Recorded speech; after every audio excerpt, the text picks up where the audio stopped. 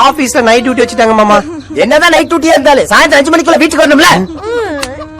மாமா night duty மாமா. நீங்க இருங்க, அதான் பெரியவங்க சொல்றாங்கல்ல, அப்புறம் என்ன குறுக்க பேசிட்டு. இனிமே சாயந்தரம் 5 மணிக்கு வீட்டுக்கு வந்துடணும். அட கிறுக்கு புடிச்ச கேன மச்சான், அந்த ஆள் தான் விவரம் இல்லாம நைட்டுனா ராத்திரின்னு தெரியாம பேசிட்டு இருக்கான். நீ வக்காலத்து வாங்கிட்டு இருக்க. நான் வேலைக்கு போறதே சாயங்காலம் 5 மணிக்கு தான். அப்புறம் எப்படி 5 மணிக்கு வர முடியும்? அது மட்டும் இல்லப்பா, நீங்க வாங்கி கொடுத்த வண்டியில கல்யாணோட புதுசுல அவர் என்ன கூட்டிட்டு போனதோட சரி, அதுக்கப்புறம் என்ன அவர் கூட்டிட்டு போனதே இல்ல.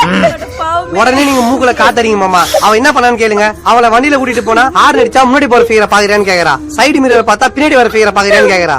ஒரு பைக்ல ஹார்ன் அடிக்காம மிரரையும் பார்க்காம எப்படி வண்டி ஓட்ட முடியும்? பொறுங்க. ஏன் நாங்களாம் ஊர்ல வண்டி ஓட்டலையா? எங்களை மாதிரி ஓட்டணும். ஏய், ஊருக்குள்ள நீங்க ஓட்டுறது மாட்டு வண்டிடா. இதெல்லாம் சரிப்பட்டு வராதுங்க, பேசாம வெட்டி விட்டுருங்க.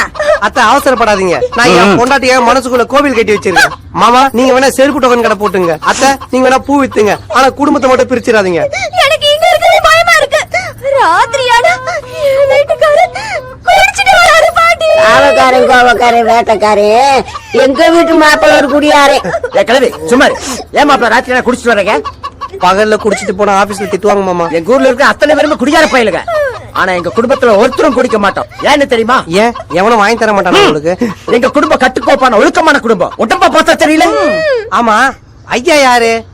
கொஞ்சம் பொறுமையா இருங்க. வந்ததுல இருந்து அவர் ஏதோ சொல்ல வராரு, நீ சொல்ல விட மாட்டீங்க. அவர் தான் எங்க ஊர் பஞ்சாயத்து தலைவர். பிரச்சனை பேசிக்க கூட்டு வந்திருக்கோம்.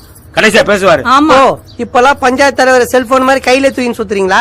ஐயா, இங்க நடந்த விஷயத்தெல்லாம் நீங்க பாத்தீங்க. நீங்க தான் எனக்கு ஒரு